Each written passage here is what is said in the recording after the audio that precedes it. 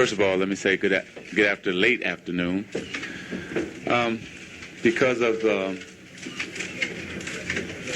HIV virus that I have attained, I will have to retire from the Lakers today. It's the only press conference I've ever been in where I've seen reporters cry. I mean, we thought this guy was in total denial. I plan on going on, living for a long time, bugging you guys like I've always have. And he did. We thought this smile was going to be wiped off his face forever, and he was going to die. We're going to watch him die in public. I just remember in the room, he was joking, and I'm sitting there looking at him crying, and he's like, Coop, man, I'm going to be okay. I'm going to be okay. It's going to be all right. I am going to go on. I'm going to beat it, and I'm going to have fun. Sure, come on. You're going to beat this? And he did. But to him, it was a contest. Larry Bird and Magic Johnson, AIDS and Magic Johnson, he's same thing. It's just a different game, different rules, but I'm still going to win. He wasn't planning on going nowhere.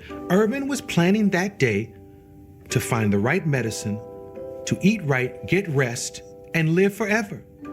That's what he was planning. Thank you again, and I'll see you soon.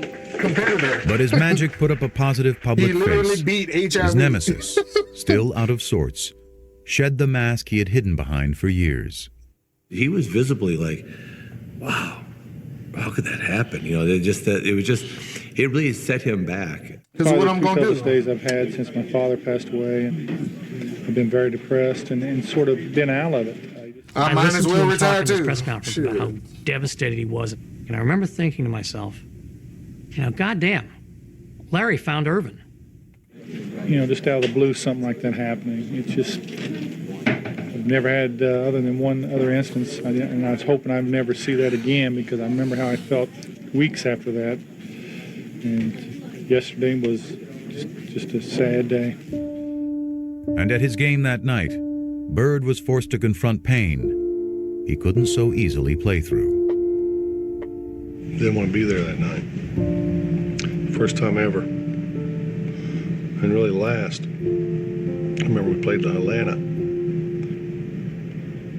Had no feel for the game, you know. This wasn't a good time to be out there. Never had that before.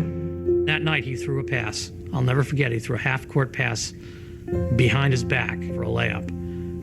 And if you blurred your eyes, you squinted your eyes, it looked like magic. And that was Larry saying goodbye. You know, I mean, this competition thing is His boy was amazing. gone, man. What it does to you. What you put your body through and what you do and what you say and how you feel, and knowing that he's not there, Right. wouldn't feel right. I think it's all them years that, you know, what's he doing? What if he's practicing this hard? I bet he shot 500 shots a day and I didn't get 500 in. It's always that mind games. Bird played through the 91-92 season, his last in the NBA. But a part of him was already gone. I didn't check the papers anymore. You know, it didn't matter. It don't matter.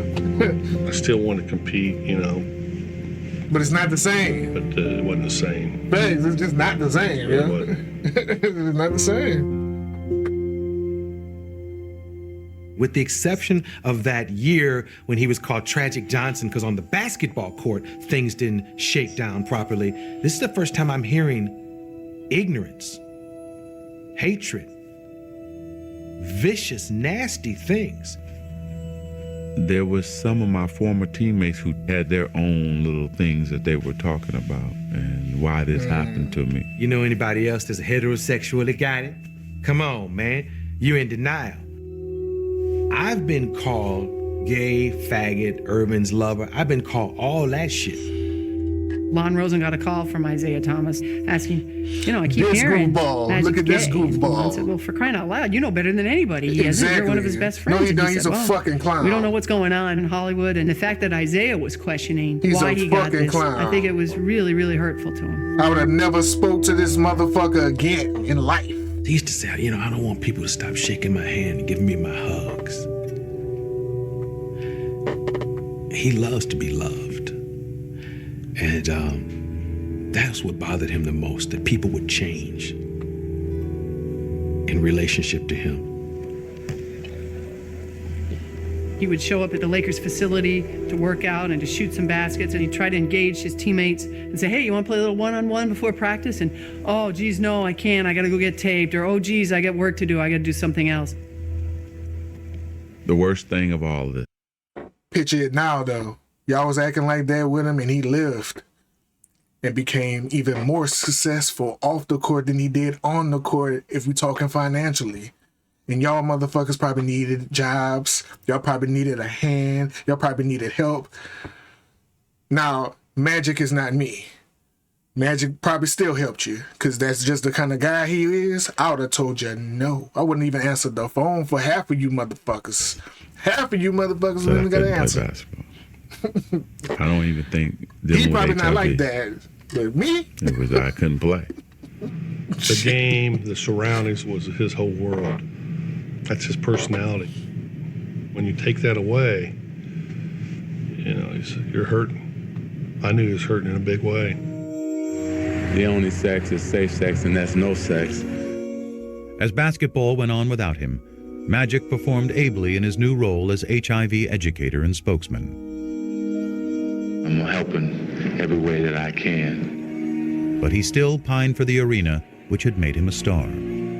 So when he was invited to play in the 1992 NBA All-Star Game, he jumped at the chance, promptly stealing the show and winning MVP honors. But that was just a warm-up. For the encore, Magic had up his sleeve. He's not done yet because we're going to go to Barcelona and bring back the gold for everyone here in the United States. Dream team. For the first time ever, NBA players would be competing in the Olympics. And Magic, armed with a message, was not about to miss the show. It would have proved to people that you were not going to get the disease playing against me. And then also for me too, personally. You know, I'm going to smoke y'all. Therapy. I'm going to smoke you motherfuckers. Yeah, you get to do this one more time. There was also one other perk. He with his boy. I think playing with Larry was very important. That's something they talked about. I mean, he was going to be on the dream team. He was going to be with Michael. He was going to be with Barkley. But he was going to play with Larry.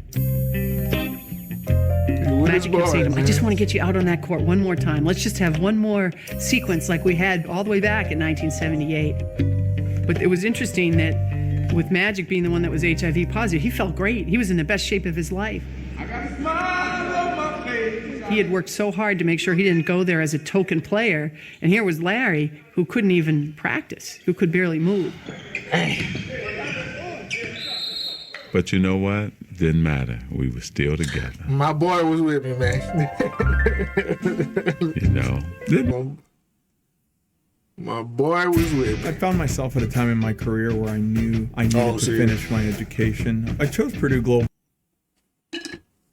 Didn't matter. Hold me close and hold me fast. The magic's spell you cast. This is La Vie en Rose. That's the most I've seen Larry Bird smile on this whole documentary. And when he got his opportunity, he switched a few. That is the most. This whole little sequence of the Dream Team is the most I've seen a smile on Larry Bird's face this whole hour-long documentary, yo. They really had real, genuine love for each other. Now, who's taking the last shot with the game on the line? When I got my opportunity, I still was Magic. Got him. Got him. 14 years after they'd first crossed paths, the smiling kid from Lansing and the shy boy from French Lick were happily back together in Barcelona. But it took just one glance outside their hotel's front door each morning for them to see that as far as they had come, they were as far apart as ever. The only way you walk out that door if you wanted attention. But I asked this guy, I know, how can you get around this? There's got to be a way. Lo and behold, there was a side door. I'm Larry Bird. I'm Larry Bird. Seeing that smile on his face, the closer you got to that front door, come on. He didn't want no side door, you know Irvin. He go right in the middle of them. Turn the long way, sweetheart. There you go. I'm going out the front because that's who I am. I don't go out the back. I don't go out the side. That's not me. If you want to go somewhere in a hurry, there's a door that leads you there, and I found it. I respected him for that. And so Never I would changed, try to really. find a slide door for him. And we never tried to change each other. That's what made this relationship great. Genuine relationship. Genuine relationship. One of my pet peeves always is when people say, "Oh, Michael Jordan saved the NBA." Bullshit. Bullshit. Magic and Larry saved the NBA. They saved the NBA. That's who saved the NBA. Magic and Larry. Magic and Larry. For real, Bird for and real. Magic. To the millions who once watched wouldn't them, have got to Jordan now more than if it ever, wasn't for them. they are inseparable. A pair of athletes thrown together by the cosmos to compete. A pair of men who discovered a bond in the midst of that competition. Decades removed from the height of their rivalry, their bond endures. Two impossibly different men with a connection only they can fully grasp. It's almost like a private little club, and only the two of them are in it. And every once in a while, they need to show up to have a reunion and pay their dues to each other. But they don't need the day-to-day contact that most friends need. It's just not that kind of relationship. But I always get this good feeling when I Genuine. don't see him because he makes you feel good. You know, he really does.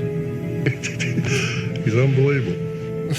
He's very private, but if he's your friend, man, you got a friend for life. And Larry Bird is a straight shooter. He'll tell you when he don't like you. That's one thing I wish I could have from that he has that I don't have. I wish I had that.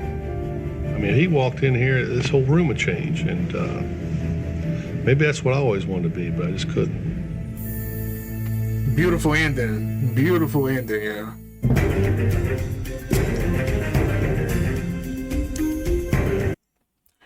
Beautiful ending because the admiration that they show each other and how they genuinely know each other, like the back of each other's hands. Like, I know he want to go through the side door.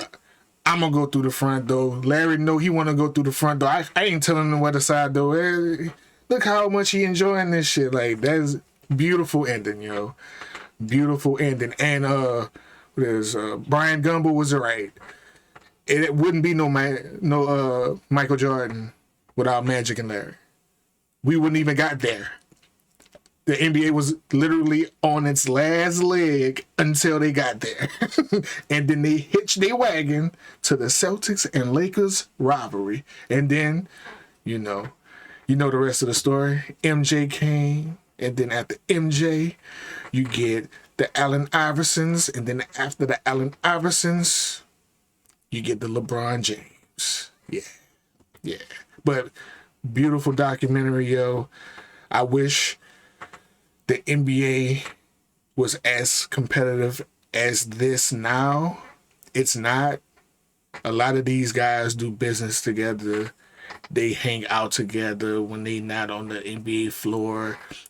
It's like more camaraderie, but I feel like it takes away. Put it like this: the ones that don't play the brotherhood game. Hold up, my fault, cause let me close this out.